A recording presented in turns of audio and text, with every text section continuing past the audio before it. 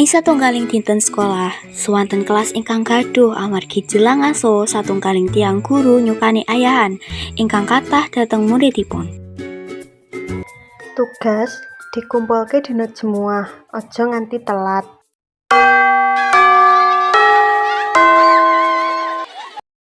Kowe kabeh krungu kan? Jemah kudu dikumpulne. Iya, tapi isih subuh kok, santai wae. Kayake tugase ya ora angel banget kok.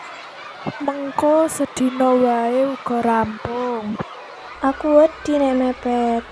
Coba miwiti saka saiki, senajan setitik. Wiwitane kabeh krasa enteng. Wektu katon isih dawa lan tembung mengko krasa aman. Aku miwiti engko wae, lagi kesel aku. Alah, sik lah main HP dhisik wae aku. Nunggu mood dhisik wae lah ben luwih fokus. Mengko bengi wae sekalian. Miwiti saiki, apa mengko ya? Alon-alon uga ora apa-apa. Ora krasa, wektu terus mlaku. Sing ditunda dadi numpuk lan mengko dadi kebiasaan. Aku lagi miwiti saiki. Ternyata akeh yo tugase. Kok dadi abot ngene yo? Kudune sangka wingi. Aku durung rampung. Nalika wektu meh entek, kabeh krasa luwih abot tinimbang sing dikira.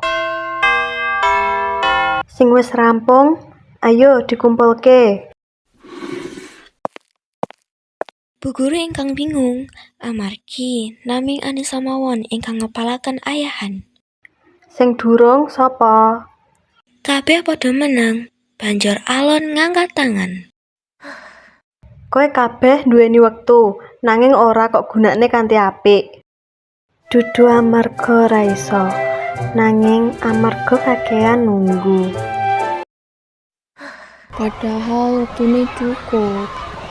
Nanging awake dhewe sing mundo tansah mikir isih ana wektu. Lan dadi telat.